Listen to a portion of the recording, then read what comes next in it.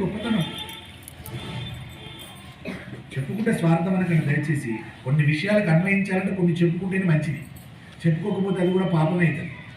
ఈ మాట ఏముందని ఇక్కడ, ఇంత బాధలో కూడా అమ్మ ధర్మం తప్పలేదన్నారు కదా. మా ఇంటి ఆవిడ కూడా చాలా ఇబ్బందులు ఉంటాయండి. మా ఇంట్లో గోమాతలు ఉంటాయి, వారికి ఎంత చేసుకుంటే గోమాతలు అంత స్వచ్ఛందంగా ఉంటాయండి. చిన్నవి పెద్దవి కలిపి 10 ఉంటాయి. ఇంటి ముందటే ఉంటుంది గోశాల. ఆవిడికి ఎన్నిసార్లు చేస్తుంటుందండి. ఆవిడకు చేత కాదు, ఆవిడకు నడుము ఇబ్బందులే ఉంటాయి. అయినా అంత బాధలో కూడా ఆమె ధర్మాన్ని తప్పలేదు. ఓయ్యా చెప్పుకో, రామాయణం చెప్పుకొని పొంగిపో అని పంపించిందంటే ఇంత బాధలో కూడా ధర్మాన్ని తప్పలేదంటే నీ యొక్క వెలుగును నేను కాపుతానయ్యా, చెప్పుకోపోని ఆర్తిని అని పంపించిందంటే ఆమె ధర్మమే కదా. అంత బాధ అంటే నా భార్య గురించి ఆ బాధ ఏందో నాకు తెలుసు కాబట్టి, నీకు తెలియదు కాబట్టి చెప్పాల్సి వస్తుంది.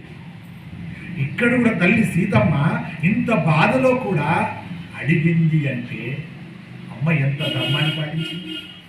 ధర్మం పాటించింది కాబట్టే రాముడు వెలిగాడు. రాముడు తనకు తనగా వెలగలే, అమ్మ వెలిగించింది తన ధర్మం, తన పట్టుకున్న ధర్మం. ఇంకా పెద్ద ధర్మం మళ్ళీ నేనే అని చెప్పాల్సి వస్తుంది. ఇక్కడ చెప్పకూడదు, ఆపు అంటే ఇప్పుడు అలాంటివి చెప్పాను అనుకోండి, రాముడు ధర్మాత్ముడు అనడానికి వాళ్ళ సీతమ్మ కారణం ఉందని చెప్పాల్సి వస్తుంది.